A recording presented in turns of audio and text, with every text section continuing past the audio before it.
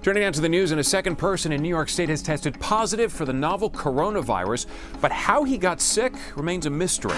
Containment zone in effect in New Rochelle, and the National Guard arriving as the state takes drastic measures to stop the virus from continuing to spread.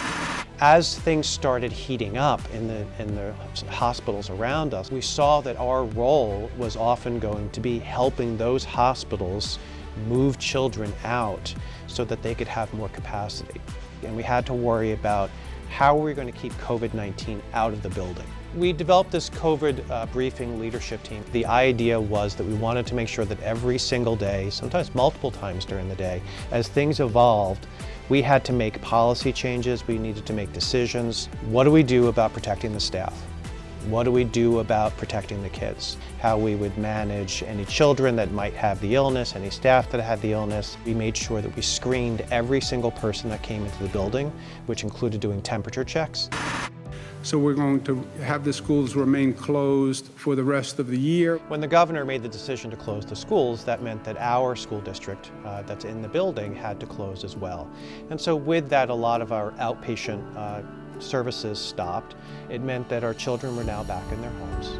So we then met as several teams, hospital and school, and quickly tried to put together a plan that would help to keep families and kids connected. We relied heavily on virtual technology, and distance learning evolved. There was a sense of normalcy that we could provide to children. We also had to worry about their medical therapies and their medical needs. But our therapists also did physical, occupational speech and assistive technology where they would do it through video. And the idea was, how do we use technology to be able to provide some sort of services in the home so that children didn't lose ground.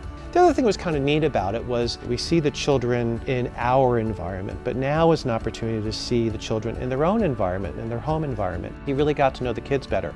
They were very excited about being able to show their room or their dog or their siblings. We're fortunate to not have any children here get COVID.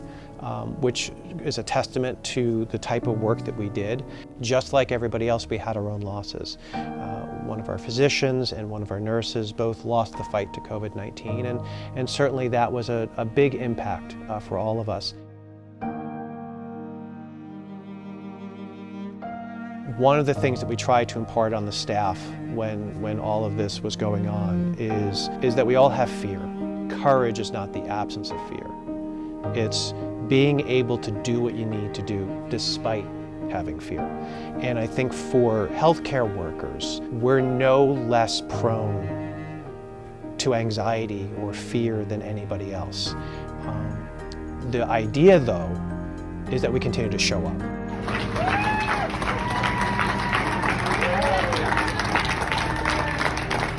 That's what we saw here, and it's something that I'm extremely proud of. The toll from COVID-19 in New York City has been staggering, nearly 22,000 dead. But last week, for the first time, a day when no one died from a confirmed case of COVID-19. Congratulations. We are back. We are back. So now that COVID-19 is looking like it's starting to ease, at least for the next few months, our goal is to really start getting the kids back into the building. We've started by rolling out some of our more traditional outpatient type services, day hospital kids, where they'll actually come in for a half-day program and they'll receive their medical therapies, but also in-person education.